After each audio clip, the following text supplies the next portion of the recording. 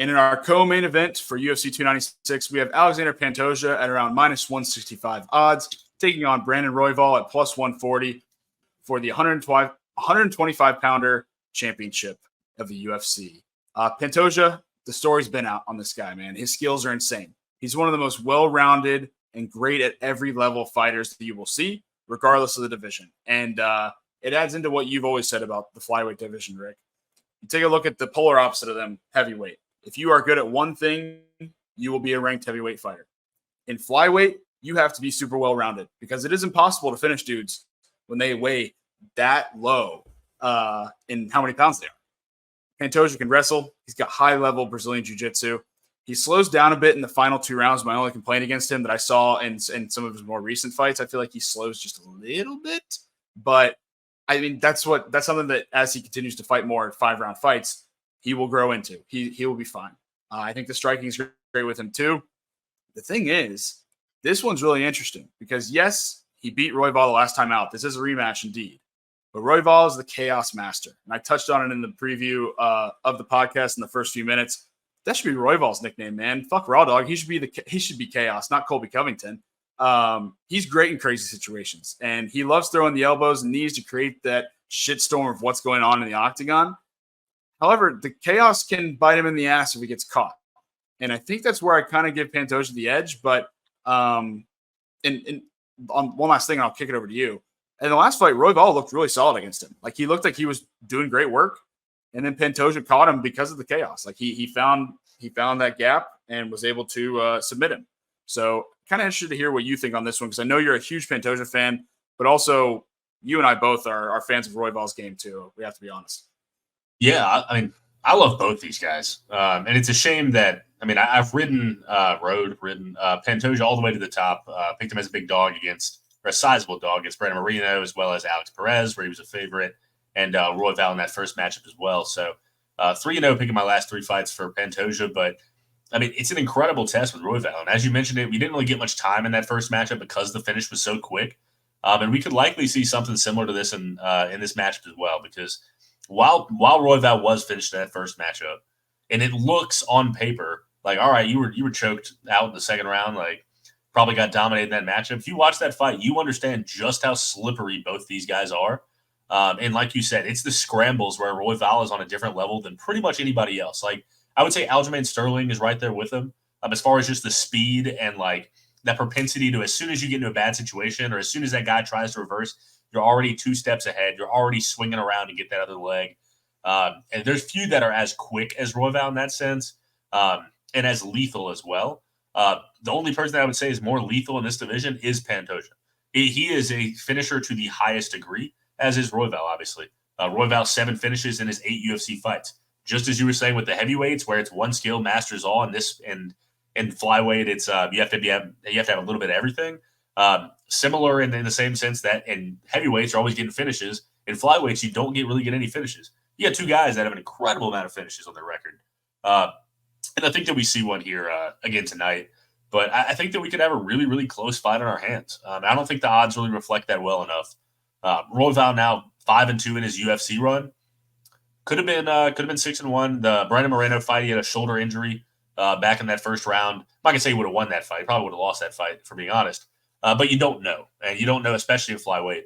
But then he had the Pantoja loss, which obviously aged very well. But then he finished Matt Schnell in the first round, and then he finished Mateus Nicolau in the first round. So he just continues to be able to get it done. On the feet, he can get it done pretty much in any way. He's got nasty elbows and knees, whether that be from the clinch, but he can use some elbows at range as well. And what I like about him, and what you like to know but you don't like to be reminded of, is that he can eat power shots. You don't like to know. You like to know that they can eat a power shot. You don't like to see it and be like, oh, shit. Oh, well, he ate it. Oh, like, it happens too much. Eventually, you're like, well, shit, he's just going to get slept. But there's a chin. yeah. He has a chin. Good. Okay. We don't need to be reminded. But yeah, I think this fight is just an incredibly tough fight. And because of that, I like the dog. I like Royval at plus 160. I think it's still there. That's what I got it at last night. Let me double check to make sure it hasn't moved. Yep, still sitting around plus 160. So that's where it's been sitting. And I just think that this is about as coin flippy of a fight as it could possibly be. Both guys have good power. Both guys are fast. And the reason that I give Royval the edge is not because of anything technical, not because of his ability on the ground versus anything else. It's because of Pantoja's speech at the end of his championship fight. He was crying. He was crying after that fight for his dad. It feels like he's made it to his peak. And it feels like he's done it. He's like, all right, that's what I've been looking for. I did it for my dad. What now? And I think that Royval is very much on that, all right, I'm the next champion. I have that bread, that hunger, that fire in my belly that I think Pantoja might not for this fight. And in a coin flip fight, I'll take that guy who's eager and desperate for that victory over the guy that's probably been being paraded around Brazil, that's been happy. And granted, I'm sure he wants to keep his belt, but these two guys are like for like. They're both elite. And we might have this continue to happen at the flyweight division, but I think the Royval's got just as good a chance as Pantoja to win this fight. So I know I took up a lot of time there, but Andy, what do you like?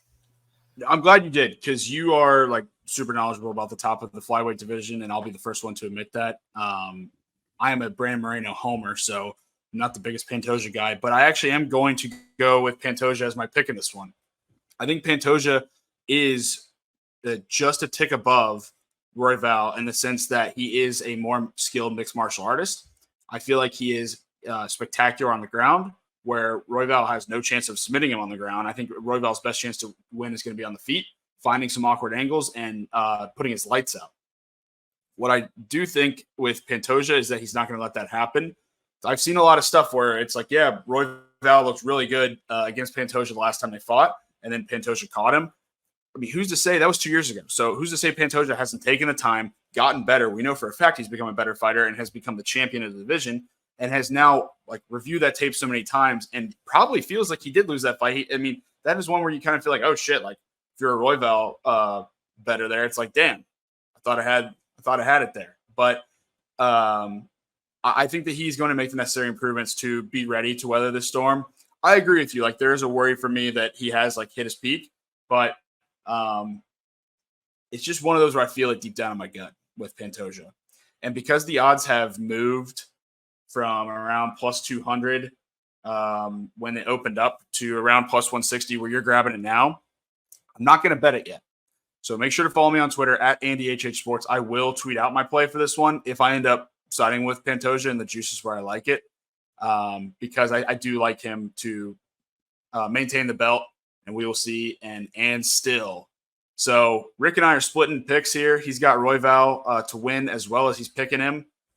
I'm going the opposite way. I'm picking Pantoja, but not yet placing my bet because I think that juice might come down just a little bit where it's more affordable. If you like Rick's side, make sure to go ahead and get it because it is moving. Like we said, it was plus 200. Now it's down to plus 160. Who's to say where it's going to wind up? Rick, we're on to the final one. Oh, go ahead. And before we move on to that final one, I've got that Royval for one unit at plus 160. I am going to take the opposite of what pretty much everyone has been saying that I've been listening to, that I follow on Twitter, that I see on forums. And I've got Royval by submission, plus 675. I think that they can get in a slippery situation. I think he could sink it in. I think that this could be his moment. And I know Pantoja's as damn good as he gets on the mat. I think this could be one of those jaw-dropping moments where Royval is able to just sink in a rear naked choke. They scramble, whatever it may be, and he's able to lock it in. So I'll take Royval by sub for a quarter unit at plus 675. In addition to that, probably tossing it in the garbage, but I've got much like you have a feeling on Pantoja. I sort of got a feeling that Royval is able to finish him here. So, but anyways, both of us split on the pick, as you said.